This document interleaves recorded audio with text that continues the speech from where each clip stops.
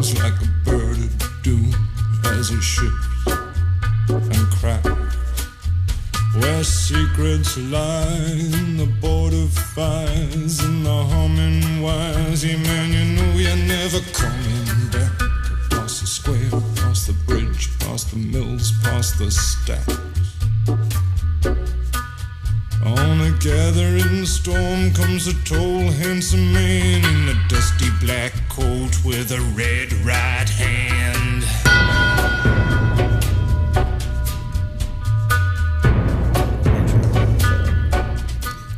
Hey everybody, welcome back to the Lucky Dog Podcast. This is your host, Elias Roush, and joining me today is...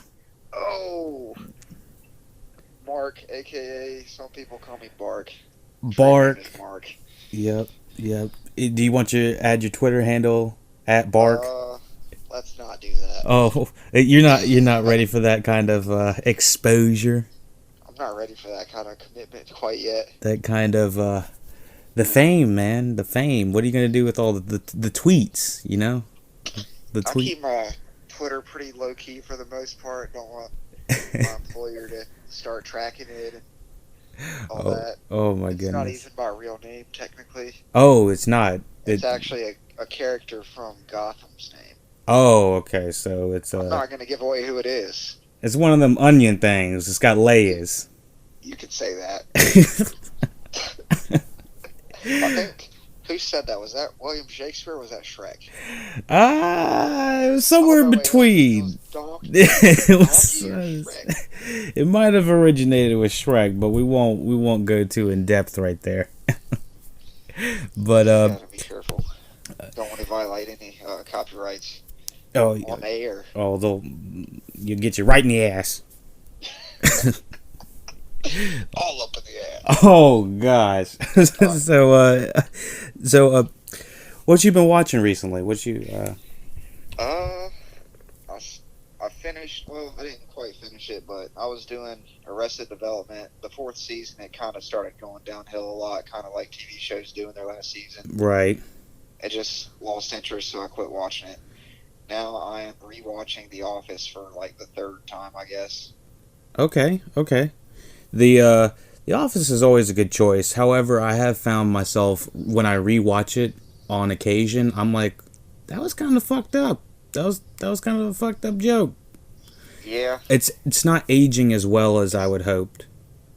I think it's meant to be like a little bit more offensive than we may have taken it originally. Yeah, well, that's the thing is the times we're living in. 10 years ago when it came out, everybody was laughing about it. And then, fast forward the clock a little bit, and everybody's like, hey, this is kind of actually offensive. Everybody's a little bit more, sensitive about it. But, it makes sense. It happens with all. I would say comedy is extremely difficult to age. Yeah, and then there's other things that are, like, for example, if you were to watch an episode of South Park, it's way overboard. Oh, yeah. It's like, in terms of, I don't know, comparison with The Office, with language at least. Oh, absolutely. Well, but it's almost like you expect it, so you're ready for it. I doubt that South Park will age very well in 10 years or something like that. I have a feeling it's going to be too much cursing for most people. Yeah. But I don't know. It's very pick and choose with South Park because there's like a bajillion seasons, aren't there? Yeah, that's true. But I guess they kind of change with the times, so they try to be culturally relevant. Yeah, that's true. But have you seen any movies since we saw Den of Thieves? I don't think I have. You haven't seen any movies? I don't think I have. I think it's only been about a week or so since we've podcasted Den of Thieves. Might have been. It might have been a little longer, a week and a half. But I went and saw the Post with directed by Steven Spielberg and Tom Hanks as Meryl Streep. It has like Carrie Coon, Bob Odenkirk, from Breaking Bad. Yeah. Crazy cast, crazy stacked cast. Everyone is like, all these people have crazy awards. Just go ahead and give them all the awards. But to but to be honest, it has such a stacked cast. It was kind of underwhelming. I wanted so much more. It seems like there's a lot of movies that are like that, where they almost overdo it on the cast and expect it to make up for a lack in plot or something. It's true. I actually found out that The Post was a movie that Spielberg was making in between Ready Player One and another movie. I can't remember exactly what it was. It might have been. Did he have Lincoln? Was that his previous movie? I don't know. I'm just saying. I think it was. Let me see. Well, anyway, The Post was it was made in between two separate movies, so he kind of squeezed it in there, and I kind of feel like it lacks a little bit because of that. It's shown like. You think he was distracted by his other productions, or? Well, apparently he he likes being busy for a 70-year-old director. Yeah. Pretty damn busy, but yeah, I think this movie would have been better if he didn't have two other movies on his plate. Yeah, I mean, you can only give so much of your attention to something like that if you're working on two other ones.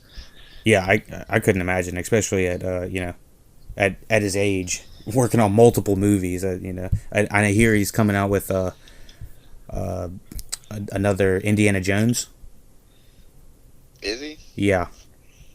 I don't know if we need another Indiana Jones. Oh my goodness! I'm just now looking up his filmography that's coming up. I mean, let me tell you, he's got Gremlins 3, Halo. I'm not even sure if that's related to the game or not. Ready Player One, Jurassic World, Fallen Kingdom. I don't know what Bumblebee is. Men in Black spinoff. Some of these he's executive producer. He's not directing all these, but. Does he expect to be able to make it through all these? I mean, a lot of these he's producing, which, he's funding a lot of these. Yeah. So, but he's still heavily involved in them. Let me see what... Okay, so The Post was in between the BFG and the new West Side Story and Ready Player One. West Side Story is a musical, I believe. Oh, okay. It's a remake of a musical. But yeah, I mean, this guy just is crazy busy. But something funny, something real cool, before we get started. The Post has, like a stacked cast. I don't know if you are aware of the actress Carrie Coon. Name sounds familiar. Well, she's a phenomenal actress. I had tweeted at her, said something, The Post was great, and, it was even better having her in it. She's from HBO's The Leftovers, and I've never seen. It's probably top 5 shows I've ever seen in my life. It's top 2% of the world disappears. Can't explain why. Yeah. Financially? No. 2% of the world just disappears like that. So, she's in a movie. She's in the show called The Leftovers, and she's my favorite actress in that. It's a great show. I'd like to talk about it sometime. But she liked my tweet. That's hype. Yeah, dude, it was really cool, and this is an actress that I just saw, standing beside Tom Hanks. Oh, that's awesome. Yeah, so she liked our podcast tweet, so I thought that was pretty cool. But anyways, let's get on to the feature presentation. Peaky Blinders. Over there, we got Mark motherfucking Peabody standing up. 6 feet tall, about 200 pounds of muscle. Red ball fire. I like to think so. I haven't been hitting the gym as much lately, but I'll take it. Did you get the boxing intro? The boxing theme we had kind of going in. Yeah, that was the last episode. Just kind of the ding ding. Kind of had a Rocky knockout at the end. That was a pretty wild boxing match. Yeah. So I really only took in-depth notes on the last few episodes, but what were your initial thoughts coming off of Peaky Blinders, the 4th season?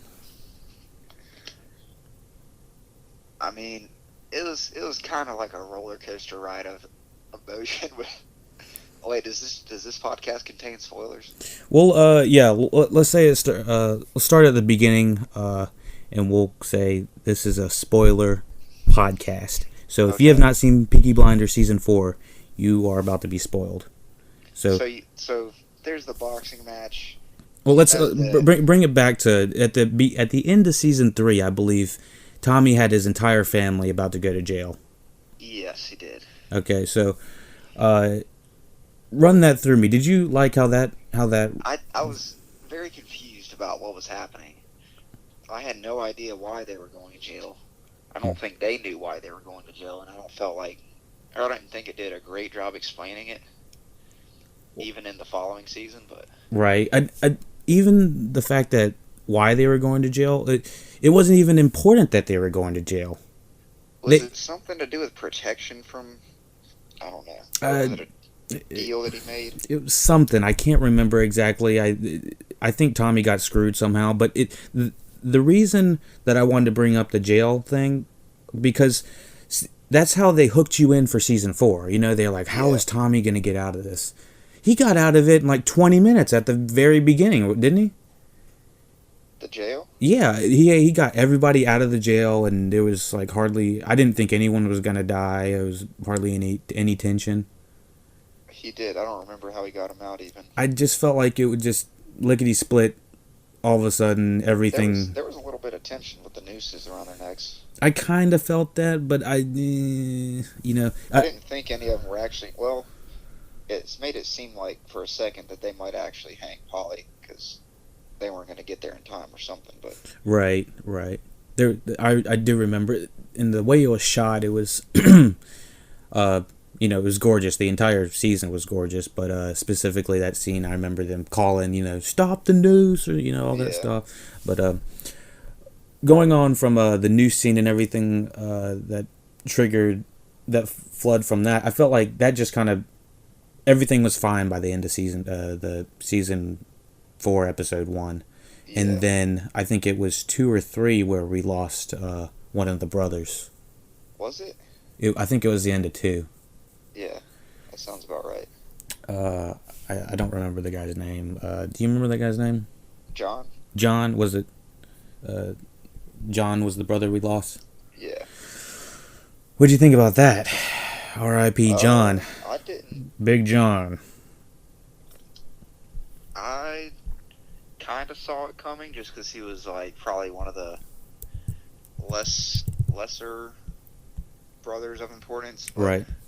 I don't know. I was still kind of surprised by it. Well, when it was happening, I was just like, this guy's hardly had any screen time, Yeah. He was hardly on season 4 at all, and I was like, dang, he was a real loss. And yeah, if they're gonna kill one off, it makes sense for it to be him.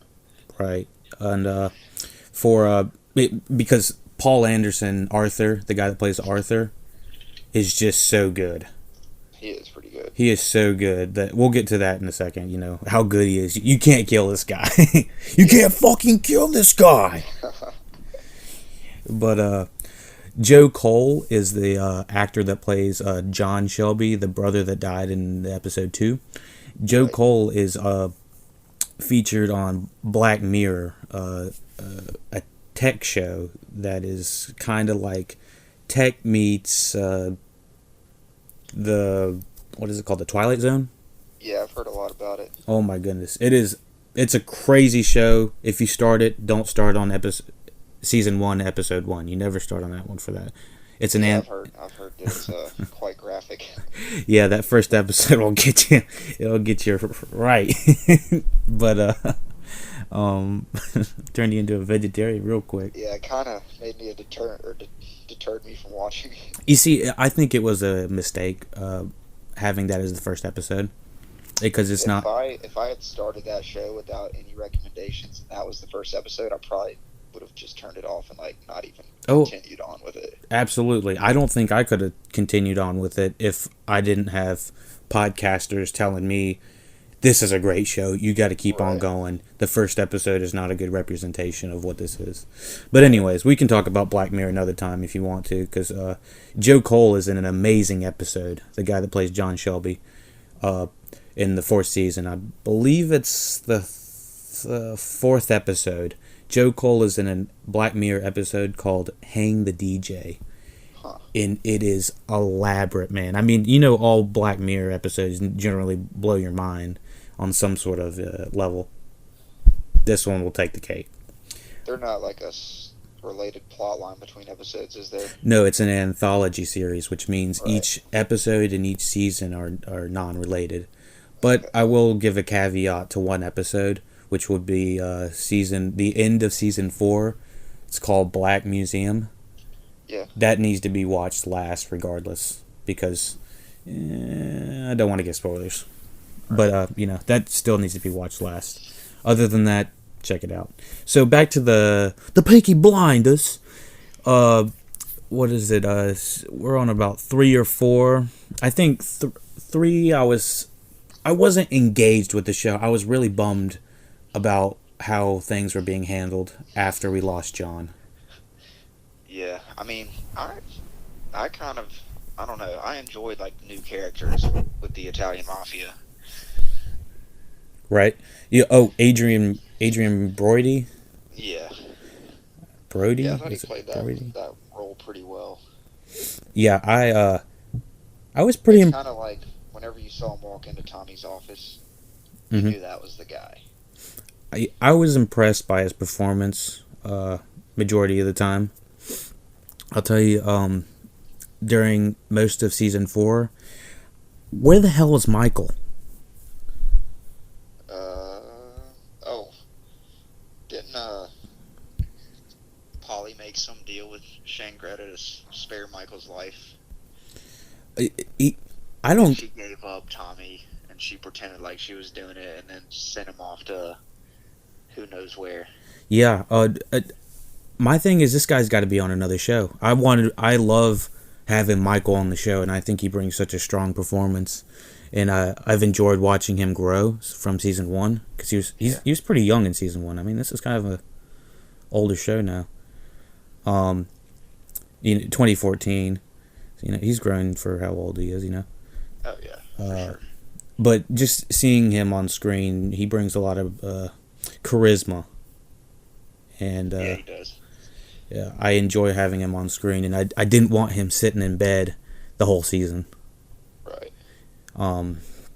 But my guess, I think he's on another show called Animal Kingdom. I haven't watched that or anything like that, so I have no idea what his schedule is like and how good he is on that anyway. I bet he has an American accent too. I'm sure he's good on it. I would expect Peaky Blinders to be more of a priority, but I don't know how popular Animal Kingdom is either. Well, Peaky Blinders is, I would say, more like a collection of like high-powered stars, because they probably are on set maybe 2 or 3 days. Like Tom Hardy was probably there 2 weeks. Yeah. He probably wasn't there at all. And they probably shot all of his scenes back to back. Right. But out of order. But anyway, around season 4, I kind of saw the pieces start to fall back into place. I really paid attention when I saw on screen that Tom Hardy had flashed on the screen, like his name had passed. Yeah. And he is my favorite character, Mr. Solomons, or however you want to say it. Yeah, he's a cool character for sure. But I almost have to turn on the subtitles whenever he has dialogue. I have the subtitles on the entire time. I have no fucking idea. I like to hear or be able to know exactly what they're saying, but at the same time, for me, it takes away from the visuals because I'm just reading the subtitles.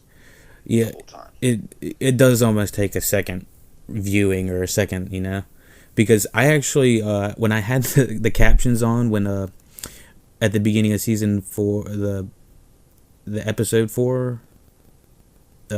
Sorry, I think 5. Some scene, Adrian Brody and Tommy were were together in his office. Yeah, I had to have the subtitles for that one. I had no fucking idea what was going on. Like, when the captions weren't on, it was like, blah. Yeah, I think I watched it and I was like, alright, I have no idea what just said. At one point, Tommy says didn't, but the captions even say didn't. DINT. That's hilarious. I was like, the captions are even fucking me. He's like, I didn't do it. I didn't do it. It's like, what? Fuck. Like, dude, that's part of what makes it so entertaining. It's just their accents alone. Oh yeah. Let me tell you, Peaky Blinders is Downton Abbey for the gangsters. Not that Downton Abbey's not for gangsters. Downton Abbey is just showing the royal family. Right. But it takes place during the same time, which makes it feel like it's the same world. Yeah, I would understand that. So, Downton Abbey has been a great appetizer, compliment to this show. I would totally recommend it if you have Amazon Prime. Yeah. Dude, you know what I did like about the season, or just the show in general, is like they pick certain words to use to describe things, and they just stick with it consistently. Like, they called that whole family fight between the Blinders and the Italians a vendetta, like, the whole time. Right. That's what they called it. You want to have a truce to the vendetta. There's a vendetta going on. I didn't catch that, but yeah. I guess that's true. I bet that's how they really talk about it. So let's talk about the final episode. The fight. Adrian Brody had told Tom Hardy, I'm gonna send my guys with you to kill Tommy, I believe, right? Yeah. And like, Arthur is going crazy on the drugs, and this is at the beginning of it. Yeah, while the guys are fighting, and he thinks he sees something unusual. Mm-hmm. Tommy won't listen to him. Right. And did you notice Arthur's wife was getting, like, really just messed up? Yeah. Like, she looks like Arthur's wife now. Yeah. It was kind of stressing me out. Oh yeah, they kept showing her. She was like swinging her head around. I was waiting for her to get like a bottle to the head or something like that, and her getting a fight or something. I didn't know what was going to happen. But so what did you think about the fake out on Arthur? On Arthur being dead? On Arthur being dead. I feel like the whole little main character, or one of the main characters, is dead scenario where he's not really dead kind of gets overdone, to be honest. Like, now, if there's a main character that it looks like he dies, and there's even the slightest question of whether or not he's dead, I just always assume that he's not actually dead. Did you think he wasn't dead? I didn't think he was dead. Really? Yeah. You didn't think he was dead that entire time when he was...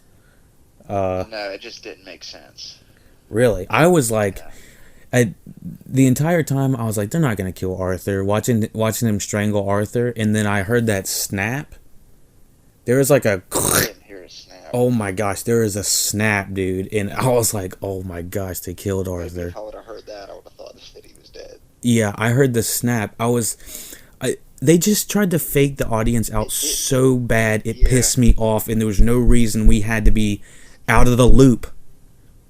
Like, it didn't make sense for Tommy to shoot the guy that was about to, like, because you remember the guy was about to just execute Arthur, like, after he strangled him. Right. Like, put one in his head. It wouldn't make sense for Tommy to shoot that guy, like, before he shot Arthur, if Arthur was already dead. You know what I'm saying? It wouldn't have been relevant. But, I mean, I didn't think he knew 100% if he was dead or not at that point. Yeah. But I thought that, like, he had... The way it was shot, just... It was shot meant to deceive the audience. Yeah. And there was no reason for us to be out of the loop. We are generally always with Tommy. And we're with the Shelbys. We're inside. We're in the know. There's no reason for us not to be in the know. Right. And so it felt like trickery, but not in a good way. Right. And it wasn't. It was not satisfying when I saw Arthur coming out of the shadows. Yeah. And the way it was shot, I didn't even know if he was coming out of the shadows. It looked like he was just like it looked like a heaven, like he was coming out of kind of a blurriness. Walked in the room, Yeah, he did. But it was the way it was shot. It was kind of blurry a little bit. It was kind of, don't know what's going on. Is this real? Is it not? But it and then the whole switch up of basically I just bought your guys out. Yeah. Not satisfying at all for me. Why didn't that happen at the very beginning of the season? Yeah. It felt like a cop out. I mean, yeah, like I will say, I did, even though I didn't think Arthur was dead, they didn't get me there. They did get me with the Tommy signing over his company thing. Right. It really did look like he was about to do that. Well, yeah, I was like, there's no way, but then it kept going with it. Kind of like in the end of season 2, whenever they were about to execute him, I was like, there's no way they're going to kill him. See, that's until they actually take him out there, and then I'm like, holy shit, this might be the last episode of Peaky Blinders ever. Right, and that's kind of how I felt, but I don't know. You didn't think he was actually going to sign it over? I never believed any. It felt like the same plot line, so I was like, I know how this is going to turn out again. But it was even worse because one they killed Arthur, and then I was like, okay, so this leaves room for Finn to move up. I was like, this, pushes it up, and I was like, okay, I'm ready to see Finn move up in the game. And then they pulled the rug back on it and said, no, Arthur's still alive. Actually, Tommy's got the upper hand. Yeah. I'm I just can't see Finn being one of the main characters, to be honest. Right. I just don't think he has that persona that kind of matches the ruthlessness of the rest of them, really. Wait, who doesn't? Oh, Finn? Well, I thought that gave him reason to. I was like, this is gonna, I wanted revenge for Arthur. Yeah. And then bringing him back felt fake or something. Just insincere to the plotting of it. Yeah. What are some other movies where you think a character's dead and then they just waltz in at the last second? I was gonna say what they did on the pretty often. The Walking Dead did it, and did they? They did it with Glenn. Sorry, this is gonna be a spoiler alert for Walking Dead season 6. I haven't watched 7 or 8, so they lost me there too. So Glenn has a bad guy fall on top of him, and a bunch of zombies are tearing him apart, and it looks like they're killing Glenn, and they're killing the guy on top. And they have the balls to cut away to 2 more episodes and then go back. It takes like 3 episodes for you to find out Glenn's even alive. So imagine the Arthur thing, but having like having several episodes in between. Yeah. It seems like there was some superhero movie too where, it's like the classic guy looks like he falls off a cliff and then didn't actually fall off. He hung on to the edge and climbed back up or something. I know there's other examples out there. I just can't think of any specific ones right now. Yeah, I'm trying to think of Game of Thrones or something like that. I don't think they've done it too bad. Jon Snow kind of irritates me with that just a tad bit because of how easy it was. It was like a haircut and he's good, but let's not go into too many spoiler alerts about other things. But it's how do you not know Jon Snow? Right.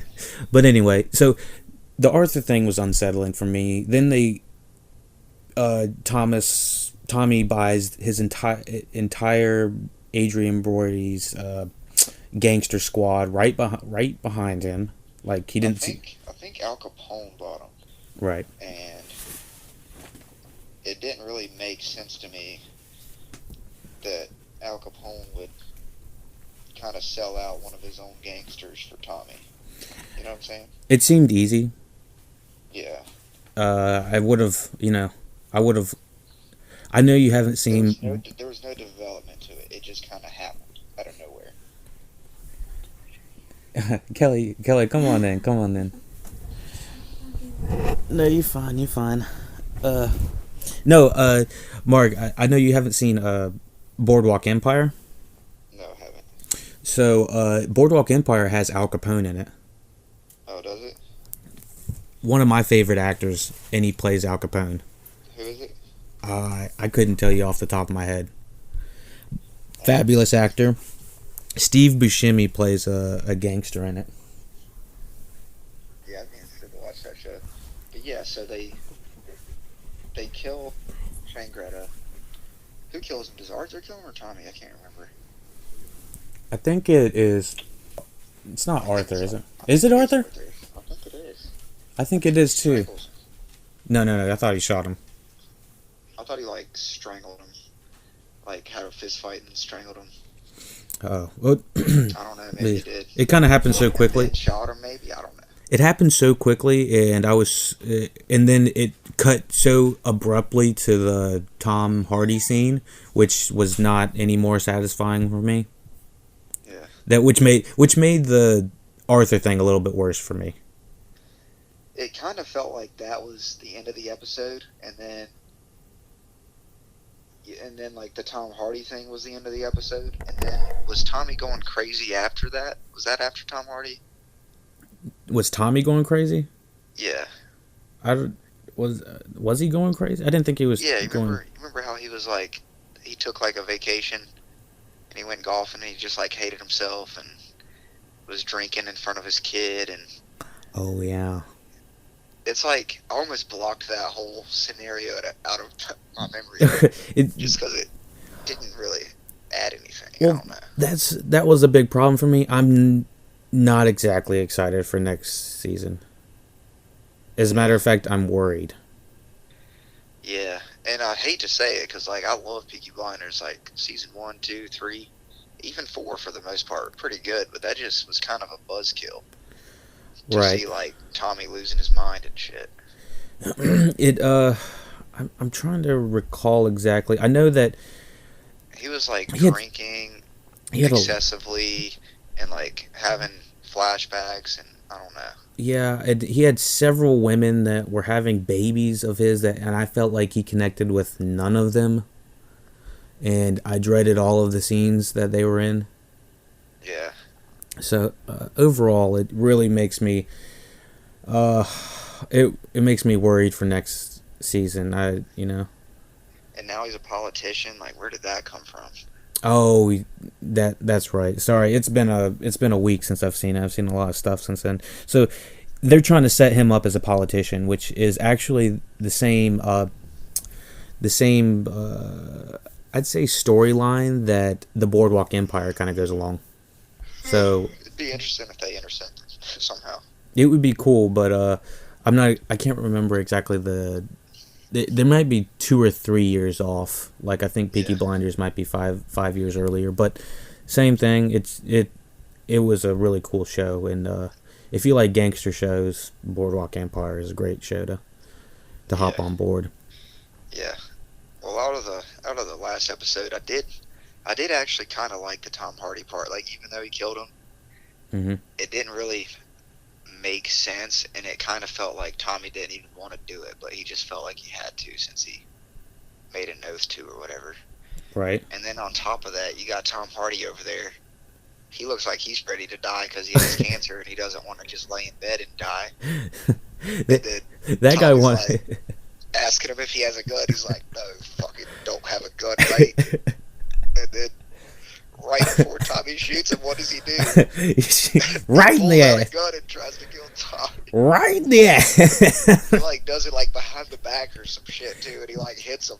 I think he has his coat is out a little bit, and so you can't see it. So he's kind of holding it by his side, by his arm or something. Yeah, by his chest or something. But I loved how Tom Hardy was I did think it was cool how he tried to take one last swipe at Tommy before he got killed. Yeah, that character was too good. That was my favorite season.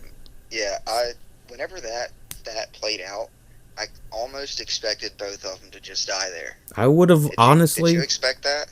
Because he kind of hit him. It looked like a gut shot. You know what? If Arthur would have died, yes.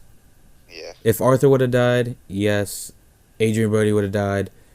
Kill Thomas Shelby. I mean, Thomas Shelby has become more or less a anti-hero than a hero, I would say, at this point. And most of the time, you want to... They kill anti-heroes these days. Walter White. Yeah. Kevin Spacey in House of Cards. I mean, they're killing Kevin Spacey for other reasons, but Yeah. but I think they would have killed his character naturally off of House of Cards. You think? Absolutely. I don't know. I mean, he. Because yeah. Well, now they're definitely now I hope they do. But you think they will? I thought they canceled that show. No, what they did is they canceled it and they put it on hold, took him out, and they said we're going to continue with the story and take him out and put Robin Wright in. That'll be interesting to see how they do that transition. I'll give you a quick spoiler alert for House of Cards. Oh no, I don't want a spoiler alert. No, never mind on this. Cancel the spoiler alert, Roger. Cancel the spoiler. Cancel the spoiler.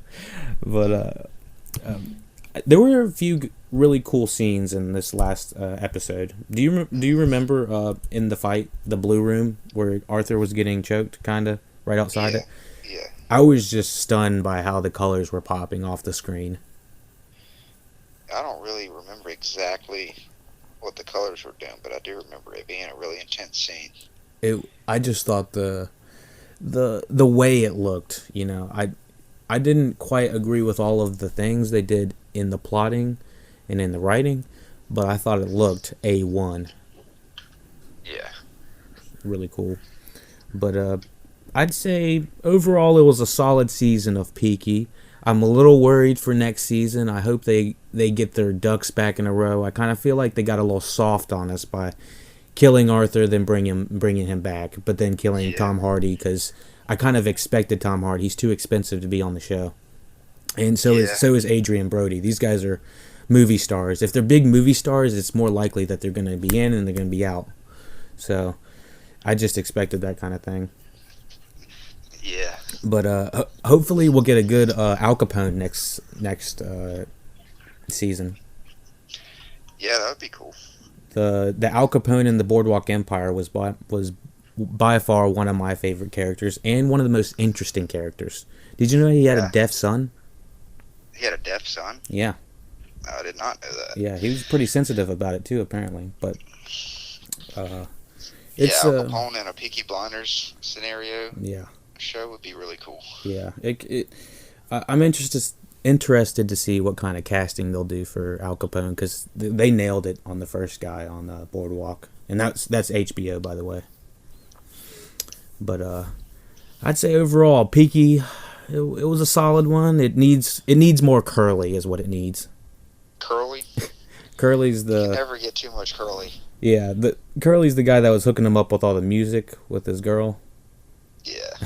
Yeah, what's he, like the groundskeeper? Or runs the stables? Mm-hmm. No, I think he does bring a lot. He brings some levity that this show desperately needs. It's like some comedic relief. Yeah. And it's not exactly just, like what he says or what he's doing. It's just kind of more like the camaraderie between Tommy and him, how he respects him. Yeah, and I also think he adds like an innocent character to the show, because if something happens to Curly, corrupt for the most part. If something happens to Curly, I'd feel so bad. Oh my gosh. Oh god, season 5, they're gonna kill Curly. Don't dare say that. Oh no, I've put it into fruition. Spoke it into existence. Oh dang it! What have I done? All right, well we need Michael to be a boss too, so let me say that before we close down. But overall, I mean, I thought it was a great season. They definitely could have done some things a little bit differently. Mm-hmm. Was it my favorite season? No. Would I watch it again? Yes, I will. Will I watch season 5? Absolutely. Okay, that's what I like to hear. I think I agree with just about everything you said, including. I'm actually more excited to watch season 5 now that I've talked about it with you. Yeah, well, don't get too excited because we got another year and a half at least. Oh, and negative Hardy too. So, yeah. So yeah, we're gonna have to. There's no way they're bringing him back. Maybe not. They probably won't. Yeah. That just break the budget. I'm willing to make it a 4-episode season so we can have Hardy back for 10 minutes. Yeah. I feel like Tom Hardy, if you really think about it and go back to like season 2 and 3, they had such a rivalry that one of them had to kill the other one. I do, but it should have been earlier for me. It's by definition of how long the seasons have been in between. It's been like 3 years since. It feels like it's been 3 years since Tom Hardy was on screen for the first time in Peaky. Yeah. So I just needed it to happen sooner.